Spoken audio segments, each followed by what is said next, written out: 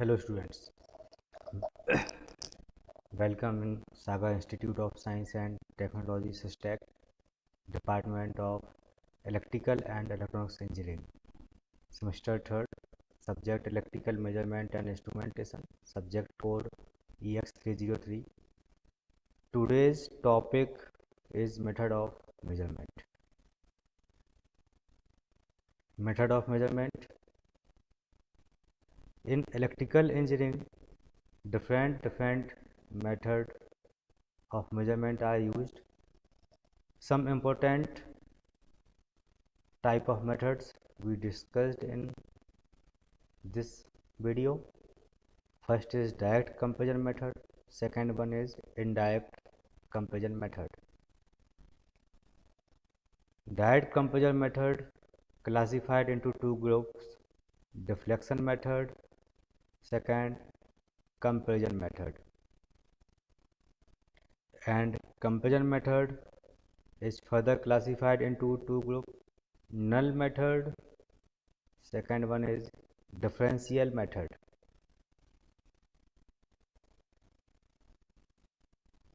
Direct comparison method. In direct measurement method, the unknown quantity is measured directly.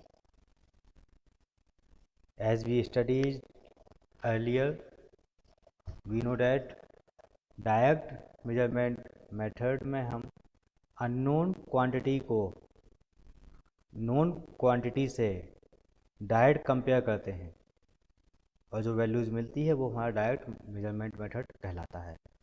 Direct method of measurement are two types. Further we classified direct method of measurement in two types.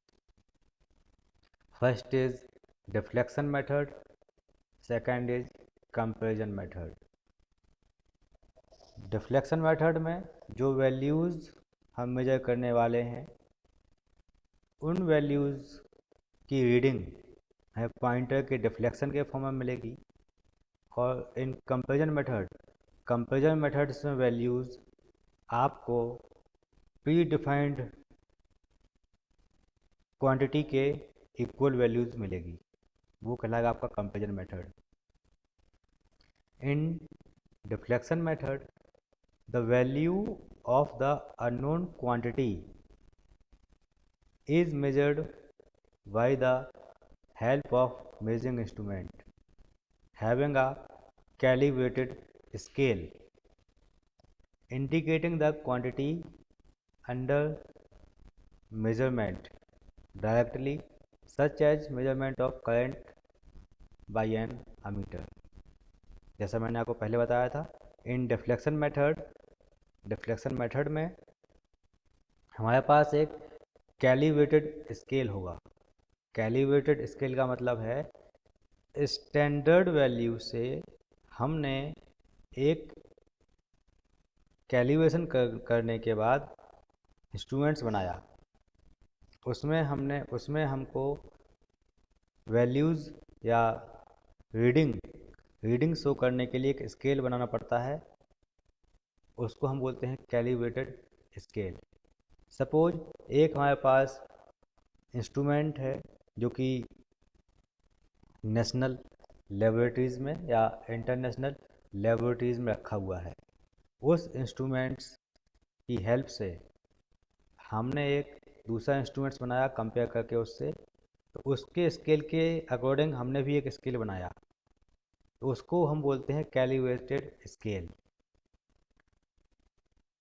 अब उस instrument से हमने current, voltage, power etcetera measure किया और major करने के बाद जो उसका आउटपुट है कि सर्किट में कितना करंट था, कितना वोल्टेज था, वह वोल्टेज आपको across the calibrated scale through pointer deflection मिल जाएगा.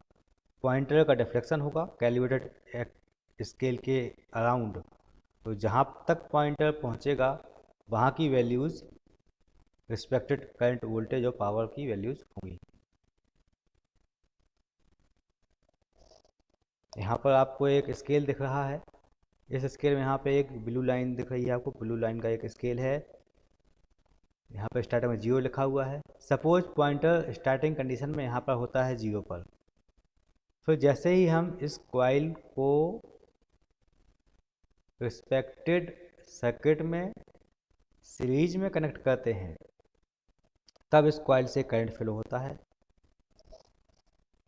उस करंट की हेल्प से यहाँ एक इलेक्ट्रोमैग्नेटिक फील्ड बनती है। उसकी वर्किंग नेक्स्ट वीडियोस में हम पढ़ेंगे कि वर्किंग कैसे होती है। फिलहाल हम इतना जानें कि एक मैग्नेटिक फील्ड बनती है, उस फील्ड की वजह से पॉइंटर में डिफ्लेक्शन आता है। अब जैसे ही इस कॉइल में करंट फ्लो हुआ, पॉइंटर 0 पोजीशन से मूव करते हुए आगे जाते हुए यहाँ पर आ गया। अब हमें पता है कि यहाँ 1 लिखा हुआ है, यहाँ 0.5 लिखा हुआ है, तो यहाँ की वैल्यू अबाउट 0.8 होगी।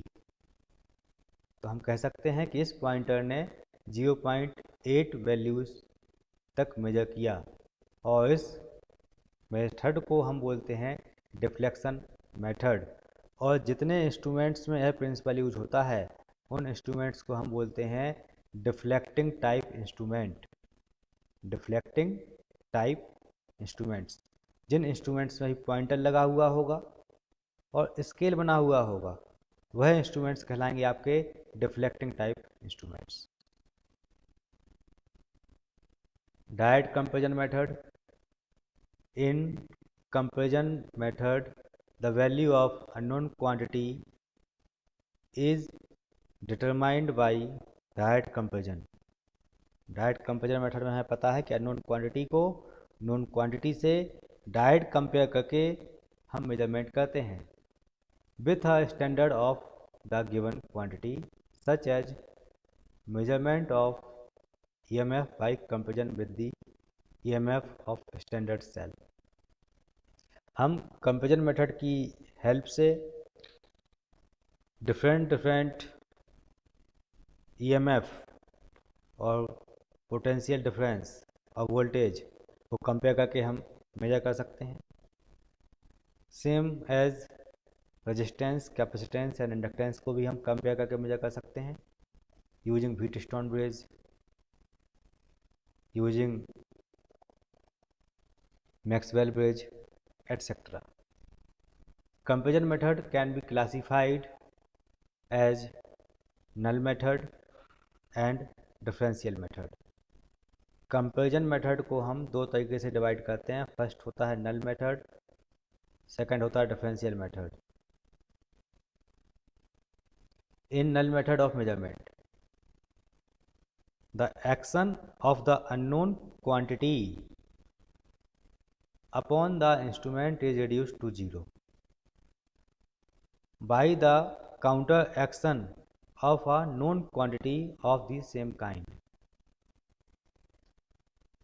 अननोन क्वांटिटी की वैल्यू फाइंड करने के लिए हमें एक काउंटर एक्शन करना पड़ता है। नोन क्वांटिटीज़ की वैल्यू को हम बढ़ाते जाते हैं। तो एक कंडीशन ऐसी आती है कि आपका पॉइंटर 0 पर पहुंच जाता है।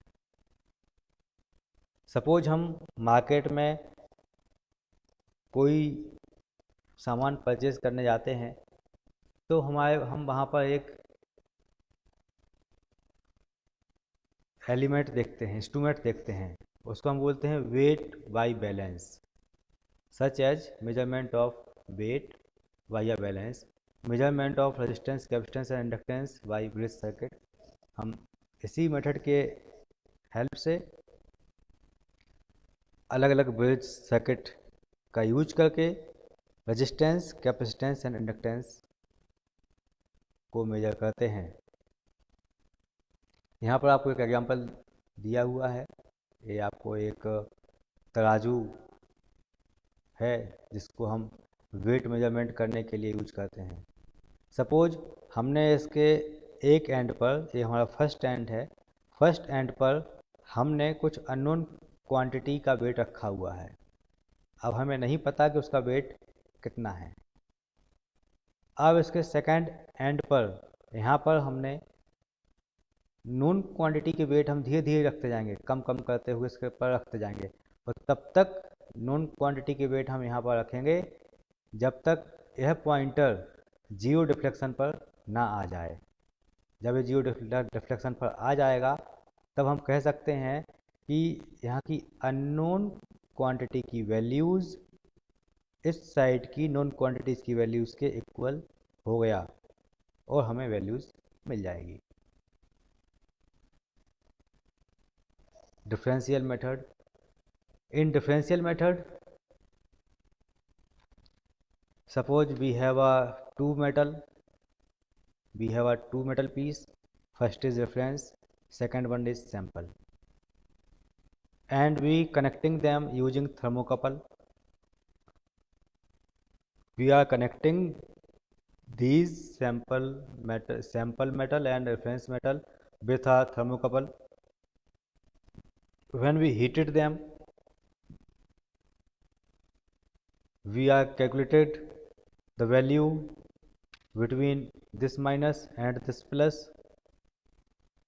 This is called reference values, and calculated this minus and this plus. This is called sample values. We know that the values of reference and we find the value of sample. After that, we will compare that values, temperature difference. हम इस reference metal का temperature find कर लेंगे और जिसकी value हमें पता हो जाएगी, एंड सैम्पल मेटल का टेम्परेचर हमें पता नहीं होगा। हम क्या करेंगे, हम दोनों वैल्यूज़ को कंपेयर करेंगे। तो कंपेयर करने के बाद आपको यहाँ पर एक टेम्परेचर डिफरेंस मिल जाएगा। जो टेम्परेचर डिफरेंस निकल कर आएगा वह वैल्यूज़ इस सैम्पल मेटल की कहलाएगी। तो इस तरीके की जहाँ भी हम दो या दो से ज़्यादा अलग अलग वैल्यूज़ को फाइंड करते हैं और फिर उनको कंपेयर करके अननोन वैल्यूज़ को फाइंड करते हैं, तो इस तरीके के मेथड हमारे कहलाते हैं differential method of measurement. Indirect comparison method. Indirect measurement method. The comparison is done with a standard through the use of a calibrated system. These methods of measurement are used in those cases where the desired parameter to be measured is difficult to be measured directly, but the parameter has got some relation with some other related parameter which can be easily measured. Indirect measurement method में हमारे पास unknown quantity को direct major करने का option नहीं होता या बहुत difficult होता है। तो उस डिफ़िकल्टीज़ को सॉल्व करने के लिए हम कुछ अदर पैरामीटर्स का यूज करते हैं। हम कुछ अदर पैरामीटर्स का यूज करते हैं जिसकी वैल्यूज हम इजीली फाइंड कर सकते हैं। After that we calculated the values of other parameters which are related to the test parameters or our measurand parameter. For example, मान लीजिए आपको रेजिस्टेंस की वैल्यू फाइंड करनी है बट आपके पास ओम मीटर नहीं है। ओम मीटर की हेल्प से हम रेजिस्टेंस फाइंड करते हैं बट हमारे पास ओम मीटर नहीं है। तब हम क्या कर सकते हैं, हमारे पास इजी है कि हम उस सर्किट का वोल्टेज और करंट फाइंड कर लें। उस एलिमेंट का वोल्टेज हम वोल्टमीटर की हेल्प से फाइंड कर लेंगे और करंट अमीटर की हेल्प से फाइंड कर लेंगे। फिर रेजिस्टेंस की वैल्यूज़ आपको फॉर्मूले की हेल्प से मिल जाएगी। सपोज यहाँ पर हमें रेजिस्टेंस की वैल्यू फाइंड करनी है, बट हमारे पास ओम मीटर नहीं है, तो हम क्या करें?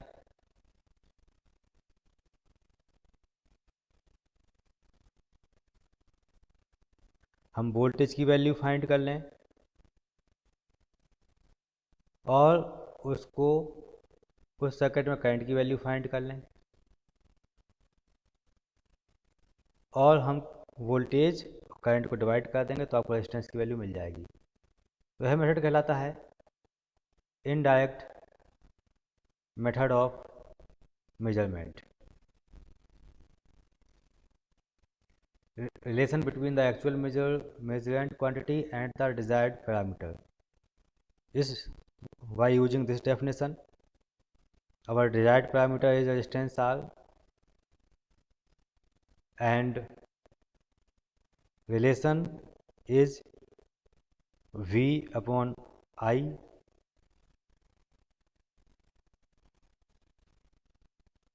The different method of measurement are summarized with the help of a tree diagram. As discussed above, the measurement method can be classified as direct comparison method, indirect comparison method. दोनों चीज़ें हम पढ़ चुके हैं, उसको समराइज करते हैं हम एक ट्री डायग्राम की हेल्प से।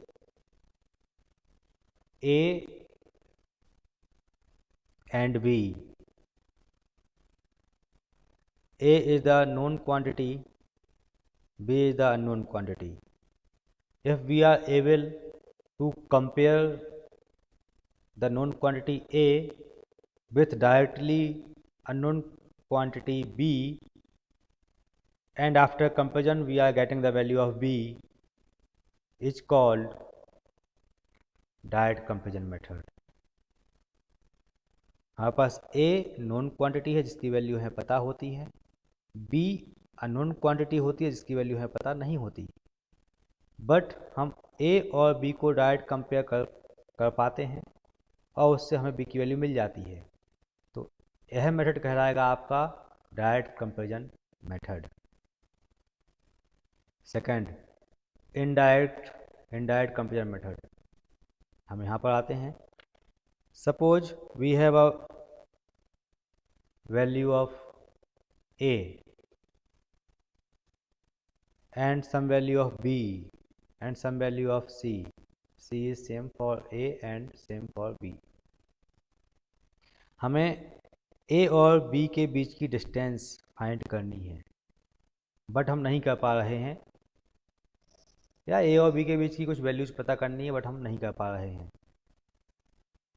तो what we do for finding the value between A and B? We can do first find the value between A and C and then find the value between B and C. After that we will compare the value of A and C and B and C. After comparison them we will get the value between A and B. This method is called indirect comparison method.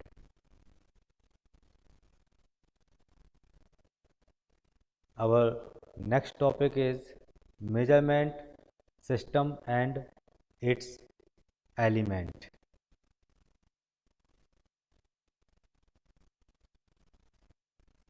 A measurement system may be defined as a systematic arrangement for the measurement or determination of an unknown quantity and analysis of instrumentation.